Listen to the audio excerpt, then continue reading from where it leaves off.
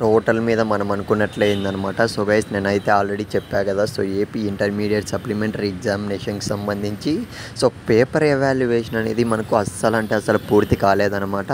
So అందుకే ఇంకా దగ్గరలో చూసుకున్నట్లయితే మనకు ఎంసెట్కి సంబంధించి కౌన్సిలింగ్స్ కూడా స్టార్ట్ కాబోతున్నాయి. సో అందు కారణంగా మనకు క్లియర్గా చూసుకున్నట్లయితే ఇవాళ మనకు రిజల్ట్ సంబంధించి అప్డేట్ రావడం జరిగిందనమాట. సో ఏపీ ఇంటర్మీడియట్ సప్లిమెంటరీ ఎగ్జామినేషన్కి సంబంధించి సో ఇవాళ అయితే మనకు రిజల్ట్స్ అనేవి రిలీజ్ చేయబోతున్నారు. న్యూస్ పేపర్ అప్డేట్ కూడా వచ్చింది, ఒకసారి స్క్రీన్ మీద అయితే గమనించండి. సో నేడు ఇంటర్ అడ్వాన్స్డ్ సప్లిమెంటరీ ఫలితాలు విడుదల అని అయితే మనకు అప్డేట్ వచ్చింది. కాకపోతే సో కేవలం సెకండ్ ఇయర్ స్టూడెంట్స్కి మాత్రమే మనకు సప్లిమెంటరీ రిజల్ట్స్ అనేవి అయితే రిలీజ్ చేయబోతున్నారు. సో గైస్ ఫస్ట్ ఇయర్ స్టూడెంట్స్కి అయితే మనకు క్లియర్గా డేట్స్ మళ్ళీ కూడా ఇచ్చారనమాట.